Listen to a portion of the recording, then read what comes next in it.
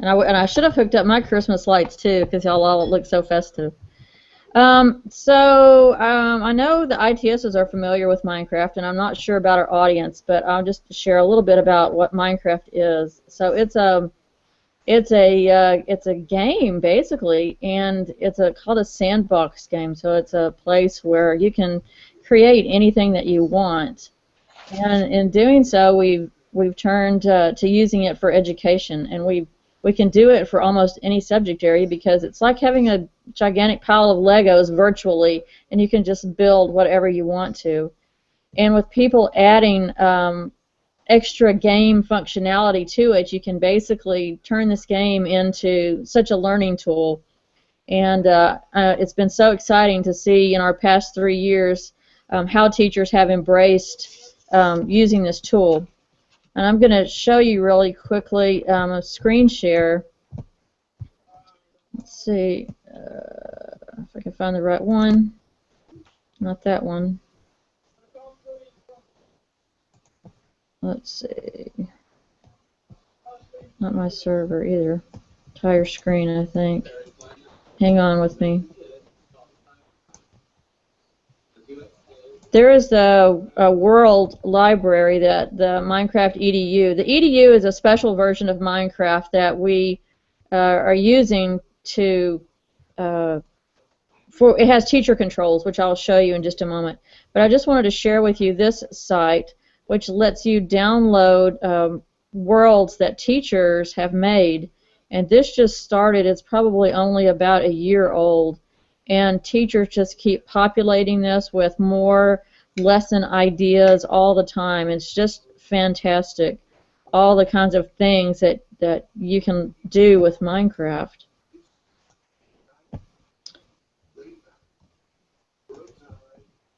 Does anybody have any questions so far? Any questions so far? No? Y'all are all good? All right. So what does Minecraft look like? Let me show you.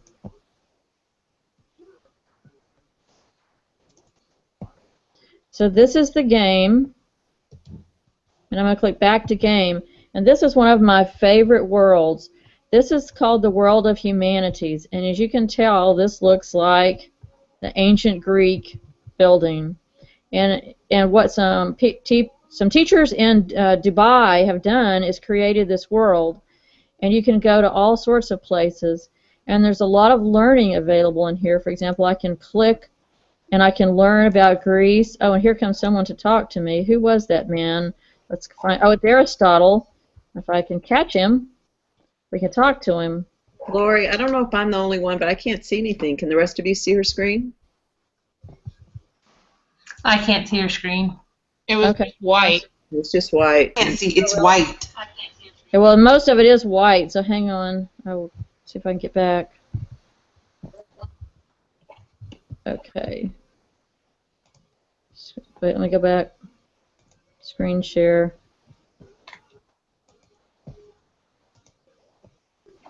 Can you see it now? All we see is white. Okay. Well, rats. I wonder why. That's interesting because we've had some issues with screen capturing as well with Minecraft. Okay. Well, I'll stop sharing. That's too bad because it's really fun. So anyway, what I was going to show you was there's lots of worlds, and one of my favorites is the World of Humanities. And I have kids coming in on Friday mornings, and we look at different ways to play the game and different additions we can add to the game to see what we can do with it. And that one is called the World of Humanities, and it allows kids to do like 86 different quests of exploring a lot of different places, and they have been coming up to me during the week and saying, can we please do that one again? So it's something that, you know, it's learning in disguise, like Disney. So I'm really excited when they want to do these things, and they're having a good time, you know, and they're learning. So that is truly one of my favorite things, and I get excited telling teachers about it. My second favorite thing is something that I've done recently with kids, and that's wearable technology. And as you may or may not know, our ITS department at Round Rock has lots of things in the maker type of vein that we can check out. And one of these things that I was really an advocate for was the lily pad kits. Now, lily pads are a part of the Arduino family, which are these little programmable boards, and you can then sew them onto garments. So I've got, hopefully, now I made I'm going to close Minecraft here just a second. Get that out of the way. And hopefully, can you see my screen now? We see you. Okay, hang on. I'll go back. Screen share. Now, this is actually a YouTube I made, but I'm just going to sort of step through it a little bit and You're turn good off now. the volume. Can you see it now? Yeah, you're good. Okay. All right, this is the Arduino. And as you can see, like, it has a computer chip on it, and then these are the actual little pins that you sew to. And you can see this was actually part of one that was already sewn to. And so I loved this project because it teaches so many things with kids. So these are some of the kids' designs. We watched a couple of videos from professionals that do this for a living, and then the kids came up with their own designs and how they would put the circuits on actual garments. Then the kit comes with alligator clips. We hooked them up so that they could test them out, and then they started to sew. So here is some of the sewing that they did. Let me go back just a little bit. I was really surprised that kids did not know how to sew, but since we don't teach that kind of thing anymore, I guess I shouldn't be. But as you can see here, like, these are the stitches that they did. It's conductive thread. And then these are little LEDs. Some kids used sensors, and they sewed them all together, so they had to learn how to do circuits and how not to short out things. This is an example of some of the code they wrote. It's a subset of Arduino, which is actually a subset of the C programming language, so it's actual code. And they wrote mainly how to make lights blink, but they also had to program sensors. They hooked them up to computers and downloaded the code, and you can see some more in the background there where they were creating their products. And then this is some examples. This is a girl named Flory, and she did a headband that blinks. This is actually her brother, Robin, and I didn't want to tear up their garments, and so we just held them up for a fashion show. This was just another pattern that they did. This was a bookmark, and in the light, this is a light sensor, and the light, it doesn't appear to do anything, but when she turns off the light, then the light comes on so she could read. That was hers. This was just another pattern that a child did for a garment. It's a horse, actually. I think they were going to make a pennant out of that. And this is another pattern. She used the multicolored LED. Just created a different kind of pattern. So yeah, we could create some ugly Christmas sweaters. That would be fun. And there's just an ending example of their sewing. So there was so much teachable moments during that, and the kids had a great time. When I hear boys saying that kind of stuff is fun, it makes me happy. So that was one of my favorite things. So that's what I had to share. Awesome. Thank you so much, Lori. Next on the list is Julie, and she's going to show us how we use Boomerang for Gmail.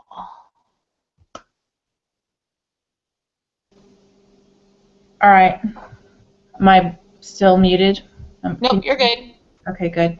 Okay, Boomerang is a way to schedule emails or get rid of an email and have it come back in a week or whatever. Or if you want to write an email, you can schedule it to send in a couple of days or a week. And so I think for teachers, if you want to send reminders to students to read over the holiday, or maybe just an email that day or two before you're back after the break. Hey parents, remember to whatever, but you can go ahead and write it and send it today, but it won't actually hit their inboxes until you tell it to. So I'll try to screen share here.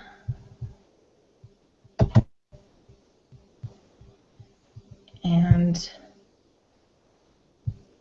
can you see my screen?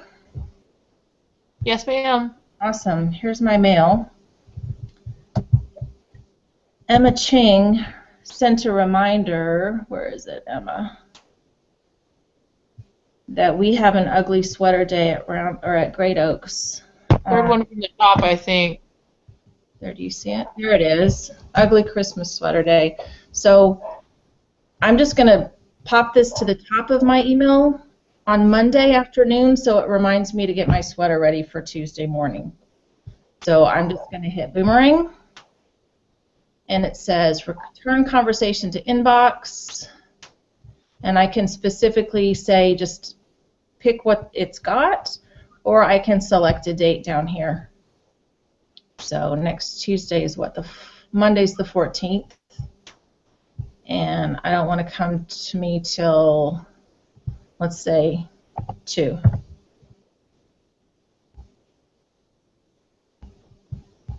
I can check over here. If I go to manage scheduled messages, this will tell me everything I've got. Now you get, I think, 9 or 10 free ones on the free account. I have the basic and it's free. You can upgrade for a paid, whatever. In the agenda, I've put a link for the referral that'll give you the link for a download. And if you share that with teammates or colleagues and they do it, then you get a couple free. I've never used my full allocation. If you'd like to write an email and schedule it to send later,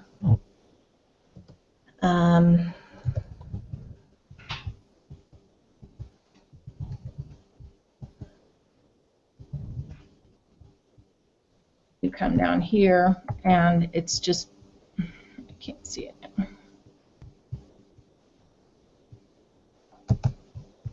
Right here, the send later allows you to schedule it just like I did the other one. So here, if you're a teacher and you want to share with students or parents, or write your Friday newsletter because you're sitting in the doctor's office on Tuesday and you have a couple of minutes, write it, schedule it to send, and you're done. I love it. I don't use it every day, but when I do, and it pops things back to the top of my inbox because I forget things and sometimes don't stick it in my calendar, I find it really handy.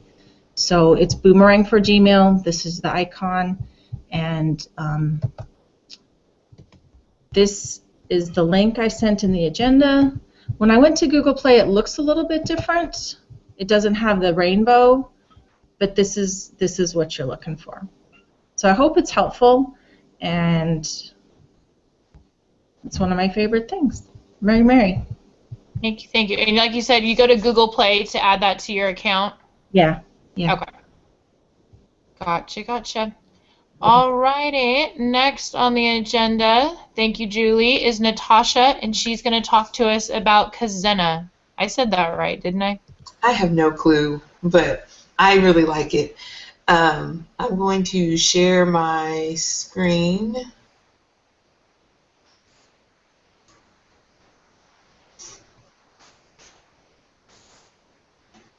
And I attached this to the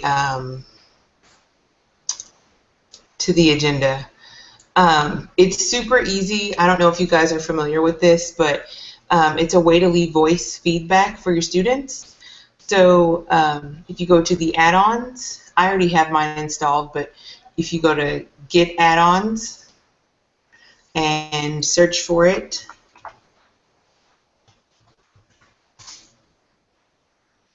and install it on your Chrome, I'm sorry, on your Google Docs,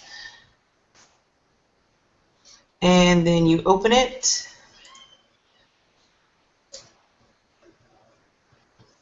And I think this works really well with Classroom because once your kids turn in something to you, you can give them verbal feedback with this. Okay, so let's say that I want to add something here. There's something wrong with this. So I highlight what I want to leave feedback on, hit new feedback. I want it pink. And I can leave them a verbal comment here. And I'm going to stop. Play it back. The problem here is that you have to tell your students to get the add-on also. So you're going to have to walk them through adding on so that when you return the classroom document to them, they can listen to their feedback. You can also leave them a comment, but I mean, Google also has comments. So really the benefit here for me is the voice commands. If you want to get rid of this, you just hit the trash can and it's gone. That was really short, so I also added speech recognition. That's another add-on that I love. My daughter has dyslexia, so she does a lot of speech to text, and this is great for a lot of the special ed or 504 kids that might have that accommodation. So again, you go to add-ons.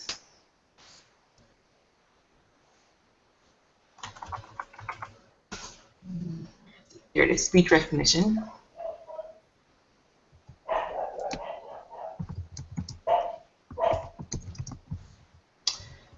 And I am going to start it.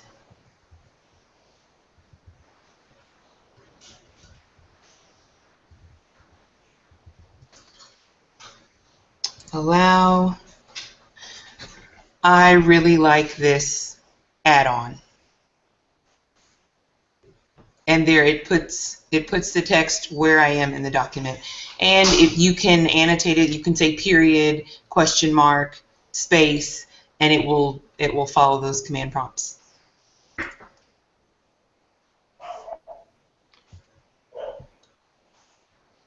And Natasha, I went ahead and added that note that you said about to the agenda that the students have to have the add-on as well. Yes. To be able to access it, and then I put a note too that said your link above has information on the speech recognition add-on. Thank you. Not a problem. Can I just add something on the Kaizena? Mm-hmm. My speech teacher uses that with Google Classroom for her students to record them saying specific words in their vocabulary or their speech list, and so she can hear them. But what's better, she says, is that they can hear themselves. And so she's found that as a powerful thing for the kids, and she just sets it up through Classroom and it distributes to all the kids. And she likes that. Oh, that's amazing. It's a pretty cool add-on. Very nice. Thank you, ma'am. You're welcome. So next on our list is Ann Bolt, and she's going to share with you guys Google Drawing. Google Drawings has been one of my favorite things ever since it came out because it's so versatile. And I put a link to my document in the agenda. So let's see if I can share my screen.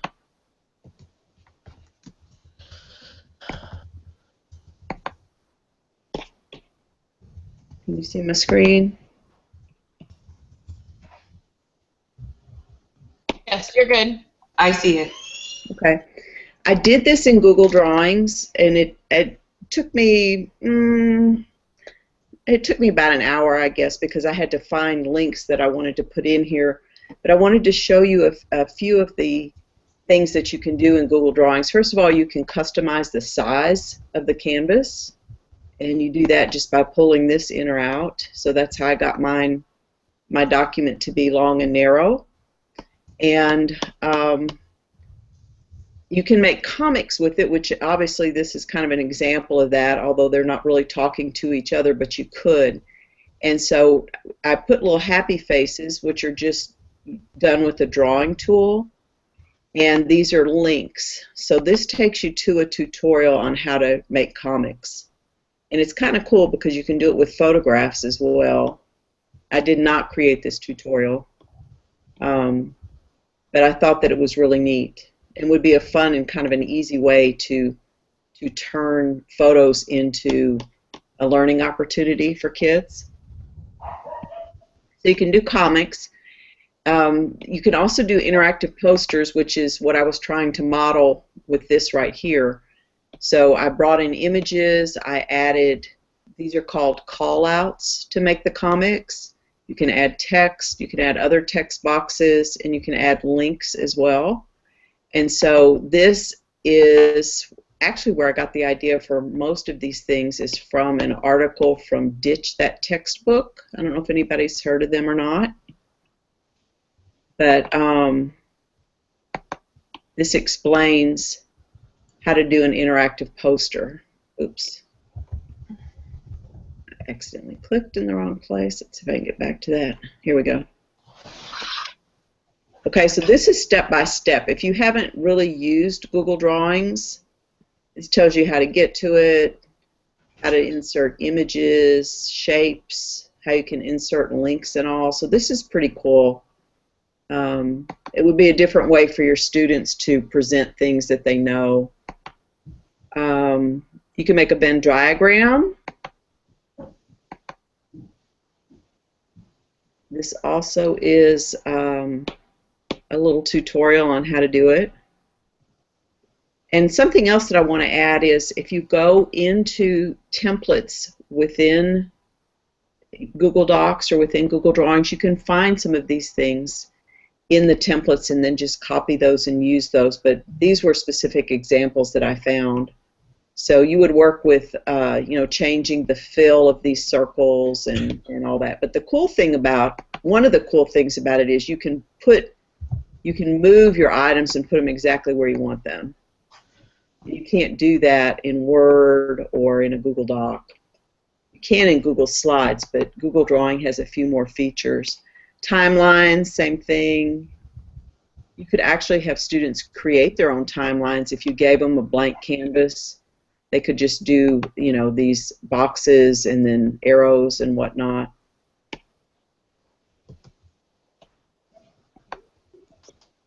This one is really fun. I don't know if you all know Casey Bell. She's from the Dallas area, but she knows a lot about Google, and she shares a lot. Her website is shakeuplearning.com, yeah. And she shares quite a bit, but she developed this, which I thought was so cute.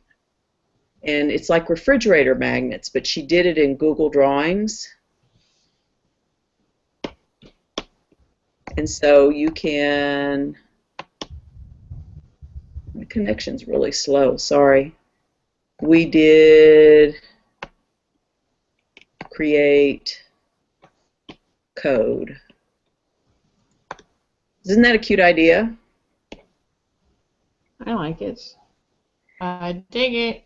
And then she has another one too that I put the link down here. It's a little hidden link, but I wanted to show you this one as well, where you to make it, I guess, a little more educational. That was just fun, but you could do vocabulary words, you could do math, you could do whatever you wanted to. So this was a Halloween one that she did, and so there are lots and lots of cards in here. I'm sorry, my connection's just super slow. So you could make sentences. You know, you could have kids make sentences or whatever. So anyway, wanted to share that with you, and she's a really good one to follow. ShakeUpLearning.com if you're looking for neat ideas, especially in Google. This one I thought was really neat too. Instead of having kids just do a traditional book report, you can put them in Google Drawing and tell them to make a book jacket. And you could have a rubric where you would say, okay, you have to have the title, you have to have the author, one image, and then you have to have a synopsis of the book. And then they can add, you know, a USBN number. I think that's what it's called, isn't it? Sounds good to me. And really make it look like a book jacket. So this makes it a little bit more fun because it lets them create rather than just having them do a PowerPoint presentation or just write a report on it. So this is kind of a different way of having them present something. And then I was going to show you one example of something that a third grader did. The math teacher gave a rubric to the kids, or basically just a handout. And so in order to study their math facts, she had everybody create this type of assignment in Google Drawing. And the kids had so much fun. And this, as you might be able to guess, was right before Halloween. But here's a link to the assignment that she gave them. So everybody had this sheet. And it actually is a rubric because she tells them how many points they get.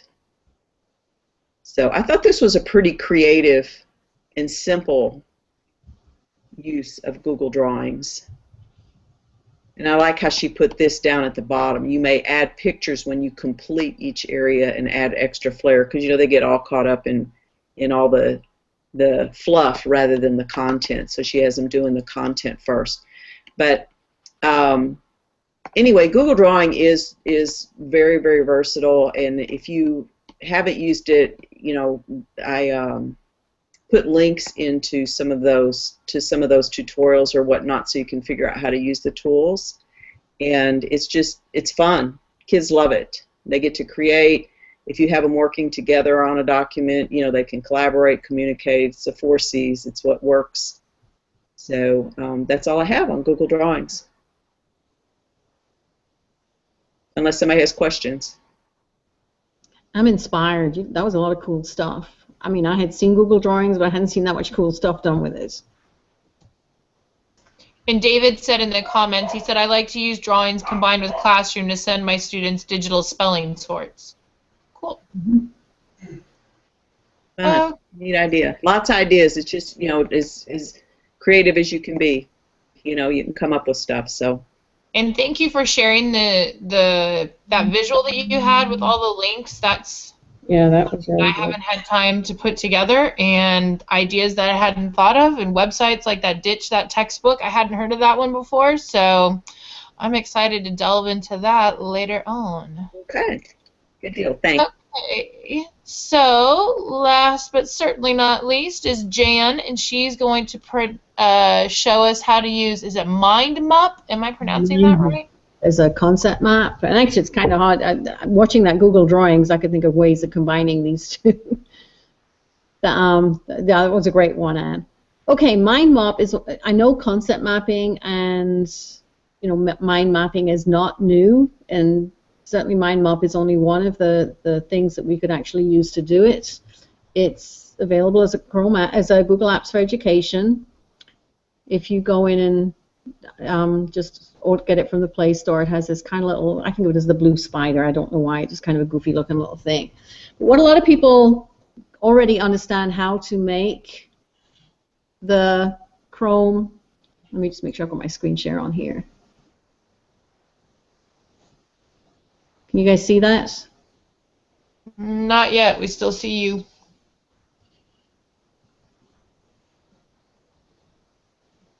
Okay, for some reason it's not coming up. There's an option for...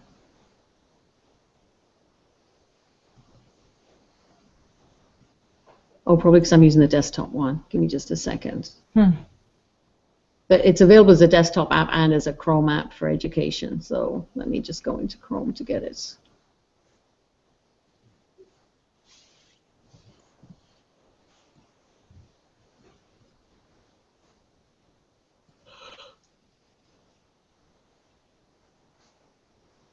Desktop.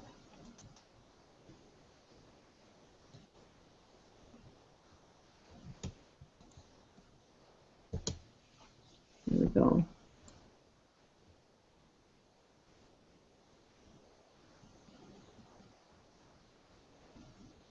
It is not showing up. I mean, it's showing up on my screen. It's just not. I clicked on the mind map. Give me just a second.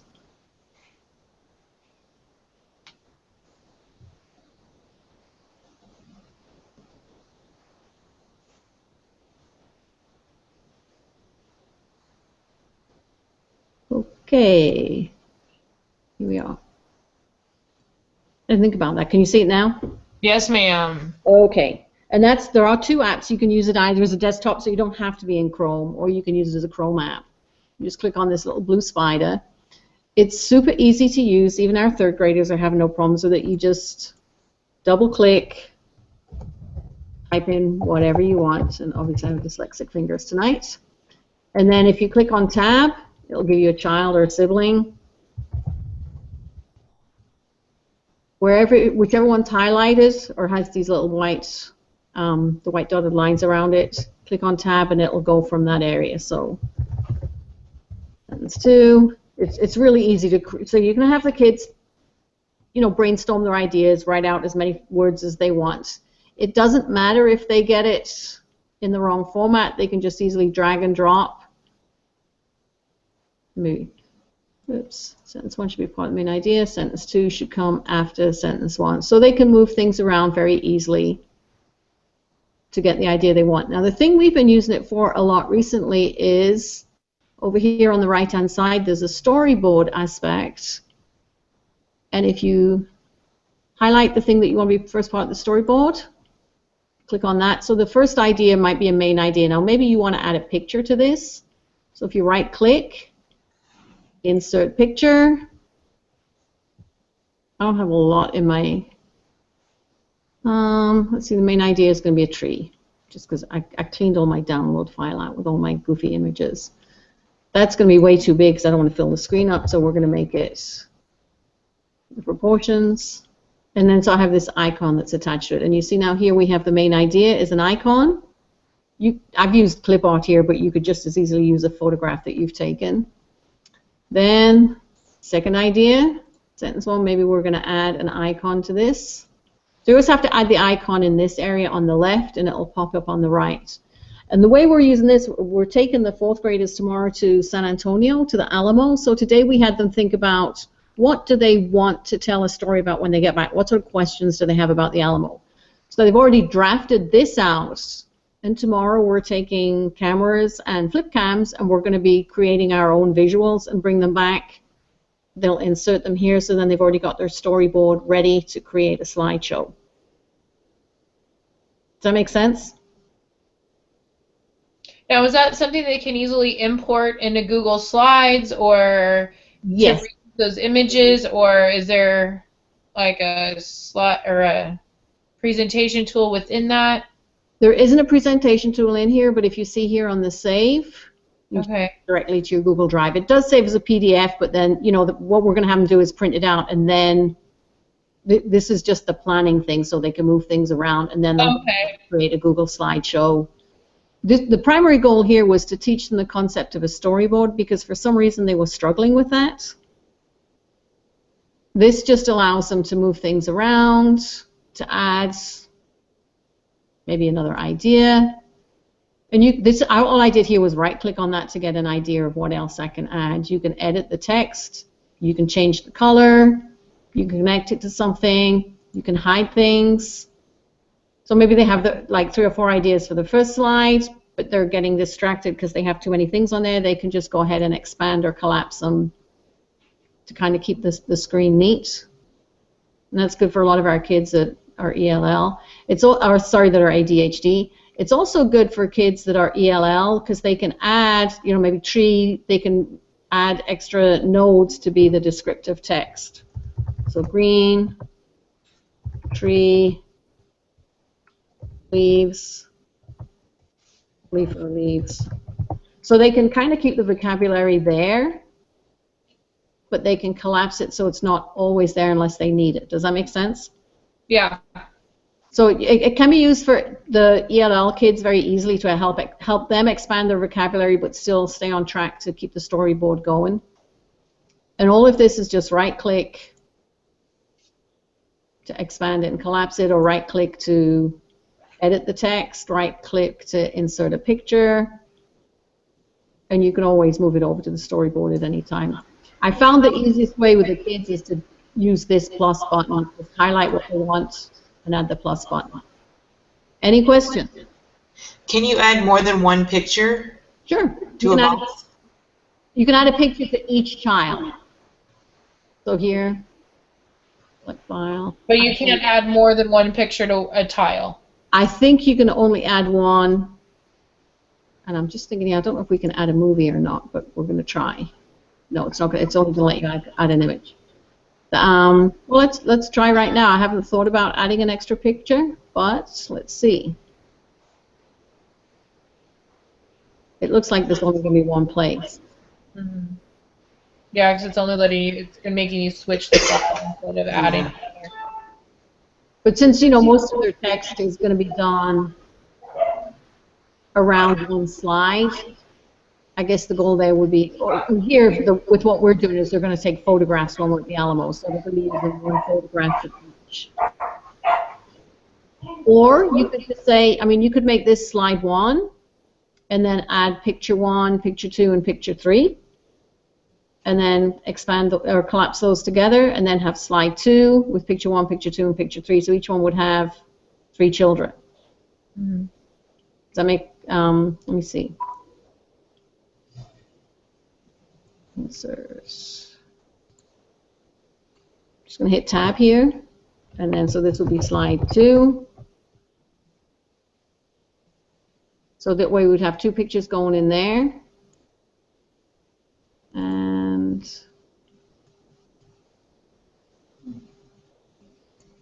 even though it's still attached to that, so you would see the pictures for this one, and then slide 2, and then you would add the pictures to that one. Does that?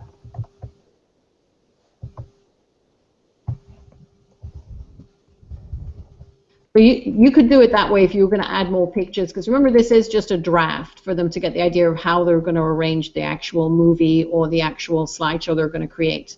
So this could be the first slide. They need maybe 2 sentences and 2 pictures. So each of those would be, and then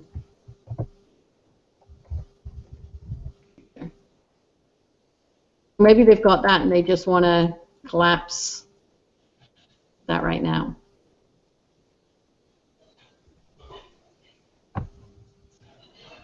And then expand it. I guess when you collapse it, you're going to lose slide 2. But you can see here, you can take 2 sentences or 3 sentences and just attach them to this one as the main idea. Then the next slide, maybe have 2 pictures and 2 sentences, so that when they bring it over here, oops. If I put it in the wrong place, it's easily deleted. So they'll have here slide 1, slide 2, but they can always refer back to what they're going to have in that slide. And that sort of forces them to, firstly with the planning today, to think about where they're going to, what they need to take photographs of tomorrow. They already know what they're looking for pictures of. And then when they get back, they know which pictures they need to insert into which slide. And that should make the writing process, when they actually come to sit down and write the actual, we're not sure if they're going to do Movie Maker or Google Slides. They haven't decided yet. Very cool. Just a different way of using concept mapping. Does anybody have any questions? I don't see any right now. Other than, how am I going to combine this with Google Drawing?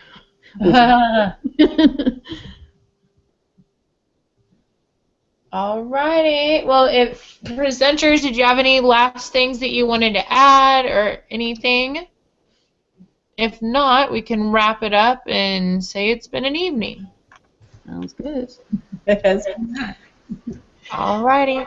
Well, thank you so much. I appreciate your patience. My apologies on sending funky links and going on a wild goose chase to try and get here to join us. Last month was my first time moderating, and it went very smooth. So, of course, this time is going to be the time that it's going to somewhat blow up in my face. So, my apologies to that. If you have any questions, please reach out to the presenters if you have a specific question about what they presented on, or contact your campus ITS, and they'll be happy to help you as well. Y'all have a great evening, and remember, 7 more days, technically 8, but I don't count that one.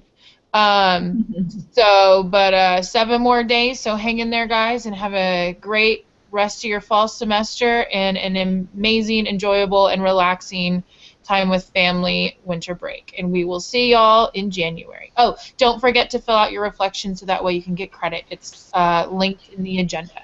Alrighty, have a great evening. Thanks, We'll see Jen. y'all later. Everybody, great job. Thank you. Thanks a million, Jen. Great job.